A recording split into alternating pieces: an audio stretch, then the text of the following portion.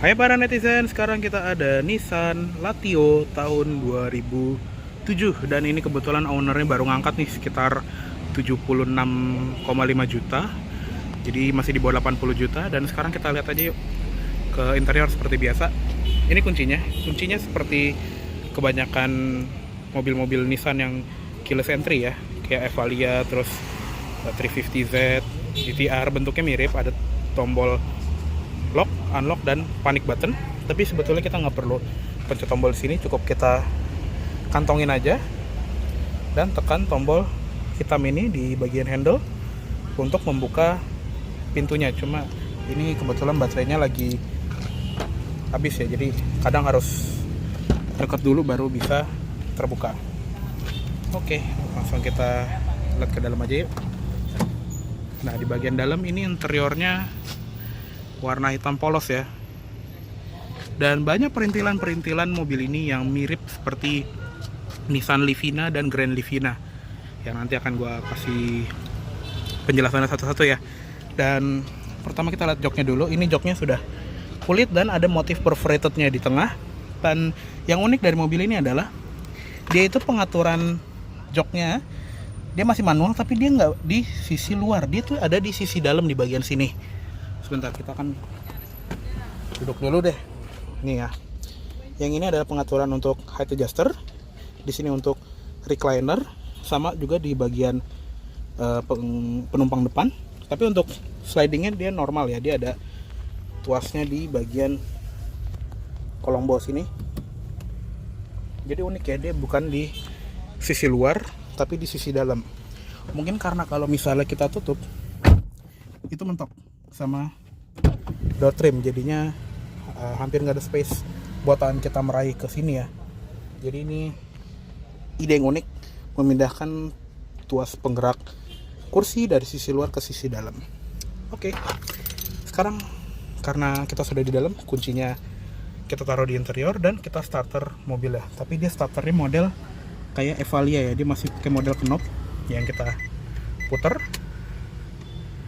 dan kita nyalain mesinnya. Oke. Starter mesinnya juga mirip-mirip seperti Nissan Grand Livina yang 1800 karena emang mesinnya sama. Jadi yaudah, kita tutup aja yuk. Nah, sekarang kita sudah berada di dalam Nissan Latio dan seperti biasa kita akan lihat setirnya dulu. Untuk setir dia ini bentuknya sama seperti Nissan Livina atau Grand Livina yang generasi pertama ya. Dia bentuknya hampir nggak ada bedanya, tapi dia sudah dilapis kulit. Di sini ada pengaturannya. Dia juga cuma tilt sama seperti Livina, belum ada teleskopik. Dan ini sudah ada ini ya, tombol audio steering switch, cuma belum terkoneksi ke head unit karena head unitnya aftermarket. Di sini ada buat volume up down, source, sambungan telepon. Ini untuk informasi lambang AI gitulah pokoknya, dan volume. Di sini ada buat cruise control, buat ngesetnya, dan ada speed limiter juga. Tapi ini kemungkinan tambahan juga ya. Jadi buat kalian yang punya Livina itu juga bisa ditambahin di mobil kalian. Dan di bagian gauge cluster ini tuh sama persis seperti Livina, cuma yang di Latio ini dia latar belakangnya masih yang warna hitam. Jadi kayak Livina yang awal-awal, di sebelah kiri ada tachometer, di sebelah kanannya ada ini speedometer, top speednya 220, dan di paling kanan ini ada fuel gauge. Di bawahnya ada layar digital kecil yang isinya cuma ada odometer. Odonya udah 110.695 km. Terus di bawahnya ada trip A dan trip B. Sama di sini juga ada gear indicator. Terus di bagian belakang setir ini ada tuas untuk lampu. Dia sudah auto ya, jadi ini lebih unggul daripada Livina. Terus ada fog lamp depan juga. Di sebelah kirinya itu untuk wiper yang sama seperti Livina juga, cuma ada intermittent, low, high, dan intermittent timer. Dan ada untuk wiper belakang yang juga sudah intermittent. Dan beranjak ke sebelah kanan lagi, di bagian sini itu ada pengaturan spion. Cuma di sini udah ada pelipatan spion yang elektrik. Terus di sampingnya juga sudah ada headlamp leveling. Terus di sini ada port USB buat charger ya, ini tambahan dari ownernya. Di sini juga ada tempat naruh uang receh. Di bawahnya ada tuas pembuka kap mesin dan tangki bensin. Di sini ada kotak sikring, dan di bagian kolong sini ada tempat penyimpanan yang cukup besar nih di depan tuas untuk ngatur tilt steering. Ini ada kayak tempat penyimpanan terbuka gitu. Di bagian door trim ini mirip-mirip seperti Livina juga desainnya, handle-nya apalagi ini mirip banget. Di sini juga ada panel soft touch, motif perforated. Di atasnya juga masih soft touch. Di armrest pun soft touch. Jadi beda banget sama Livina yang di bagian armrestnya itu plastik yang cukup keras. Di sini juga ada switch untuk power window, dia sudah auto. Terus di sini ada window lock, central locking, dan di bagian pintu ini ada cup holder dan door pocket sama ada speaker. Cuma ini tirainya tambahan ya. Di bagian sini ada tweeter dan ada kaca untuk mengurangi blind spot. Di sebelah atas ini dia ada sun visor dengan kaca rias dan ada lampunya ya, tapi udah pakai LED. Di sini ada selipan kartu. Di tengah sini ada lampu baca yang individual kiri kanan. Di depannya juga ada tempat untuk naruh kacamata. Di tengah ada spion tengah yang sudah ada manual dimming. Terus di sebelah kiri juga sama. Ini ada sun visor dan kaca rias. Cuma ini lampunya udah pakai LED aftermarket. Di sebelahnya ada grab handle. Seatbeltnya juga bisa kita atur ketinggiannya. Terus di sebelah tengah, di fascia tengah ini dia ada dashboard yang kelihatannya tuh mobilnya luas gitu. Bahkan di sini juga ada ventilasi AC tambahan buat menambah kedinginan kabin ya. Jadi supaya pendinginannya lebih merata, bisa kita buka tutup juga. Terus di sini ada ventilasi yang buat di depan. Di atas sini ada tempat penyimpanan tertutup yang ukurannya kayak head unit single din. Terus di bawahnya sini ada head unit yang sudah aftermarket, dia pakai Nakamichi NA3101i. Sebelah kanannya ada tombol hazard. Terus di bagian bawah sini ada pengaturan AC yang sudah cukup lengkap ya. Di sini ada fan speed. Dan ini knopnya juga bukan standar, ini knop aftermarket gitu yang lebih mewah desainnya. Terus di sini ada buat temperatur, tapi belum ada heater. Di sini ada defogger belakang. Cuma ini kayaknya sikringnya lagi mati itu karena dipencet tuh nggak mau hidup. Dan di sebelah kiri ini ada pengaturan arah AC yang lebih lengkap daripada Livina, karena kalau Livina kan cuma bisa muka dan kaki sama full ke kaki. Kalau di sini ada pengaturan untuk ke defogger depan. Nih ya, di sini ada ventilasinya, jadi udah lebih bagus daripada Livina yang cuma bisa ke depan sama ke kaki. Di sini juga ada buat sirkulasi udara, buat buka tutupnya. Dan di bagian glove box dia sudah soft opening. Walaupun di sini nggak kelihatan ada peredamnya, tapi ini udah soft opening jadi cukup bagus. Dan di bagian sini tuh ada tempat penyimpanan 2 level ya. Di sini ditutup glove boxnya sama di bagian dalam glove boxnya itu sendiri. Di dalamnya juga udah pakai lampu tuh ya di atas. Dan sama ada kayak buat naruh kotak tisu gitu di sini. Dan di bagian tengah sini ada tempat penyimpanan atau 2 buah cup holder, bisa kita tutup. Dan ini tuas transmisinya sama persis seperti Livina, dia 4 speed automatic lengkap dengan overdrive ya. Terus ada gigi 2 dan satunya juga. Kalau kita masukin gigi mundur, dia belum ada sensor parkir sih emang. Terus di sini ada parking brake, ada 1 buah power outlet atau lighter buat rokok. Dan di bagian sini tuh ada armrest yang bisa kita lipat, yang di dalamnya atau di bawahnya lebih tepatnya ini ada tempat penyimpanan terbuka 2 buah ya, kecil-kecil seperti ini. Dan ini juga bisa dibuka. Ini ada latch di bagian depan, yang di dalamnya ada tempat penyimpanan kecil dengan lapisan biru. Oke, dia juga empuk, ada kulitnya gitu.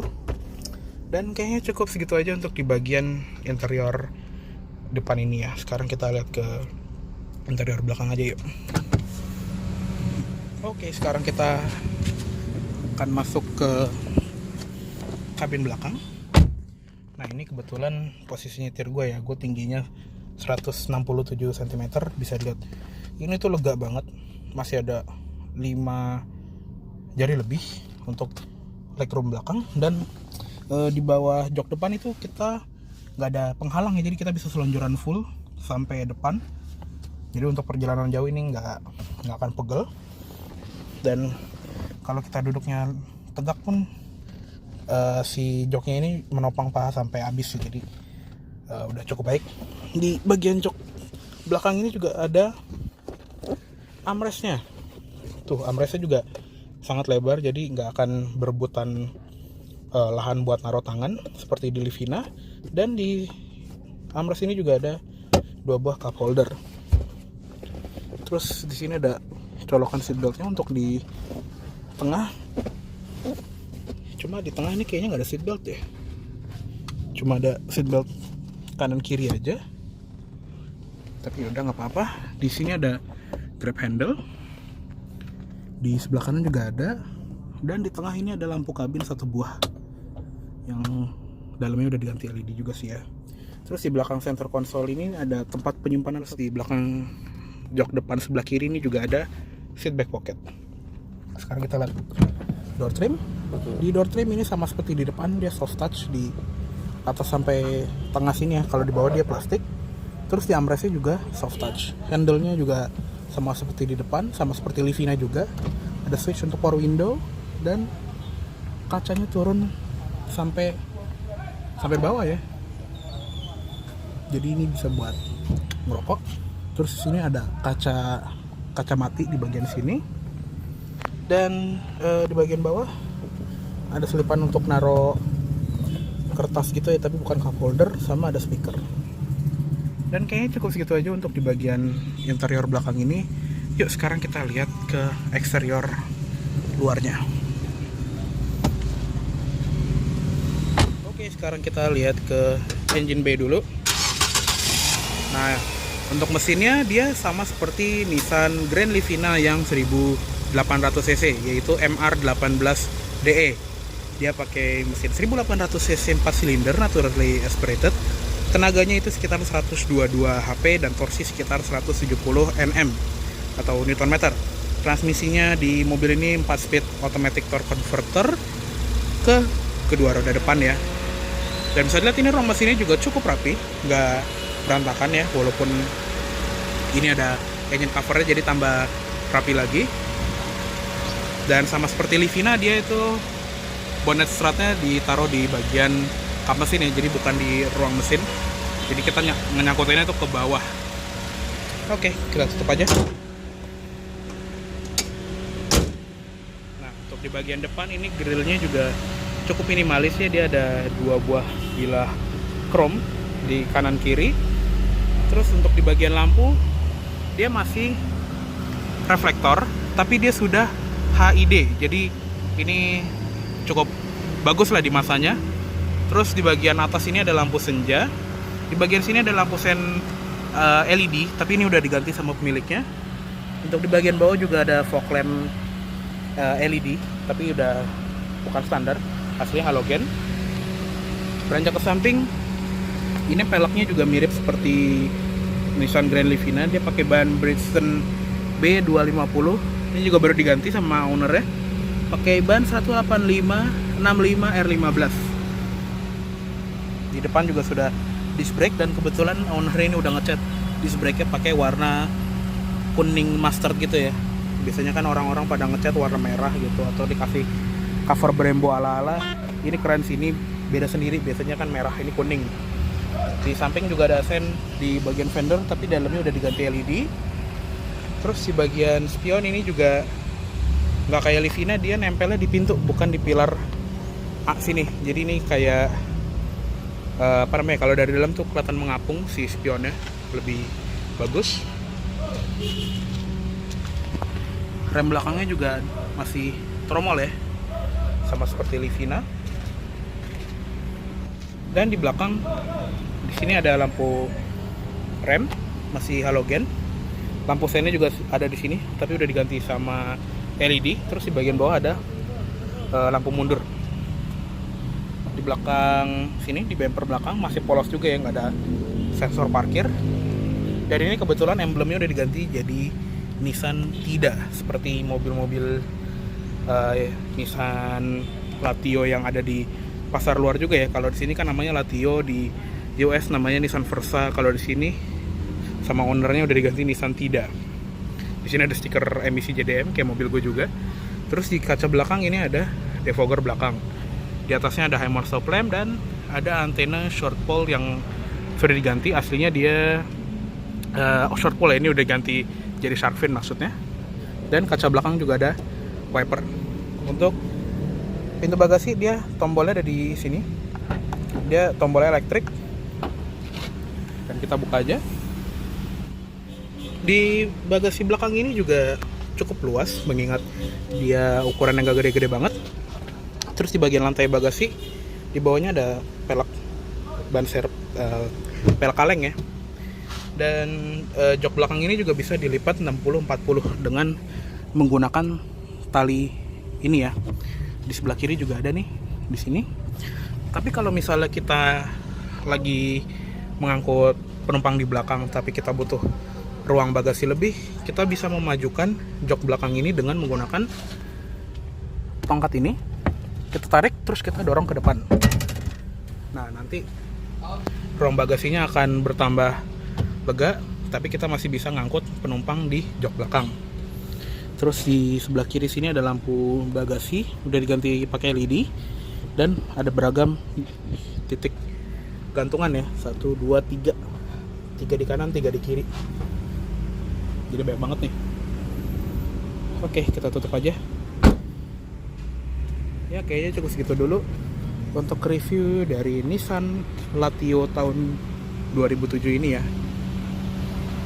Mohon maaf bila ada salah kata-kata dalam penyampaian review. Terima kasih baik telah menonton. Sampai jumpa di review selanjutnya.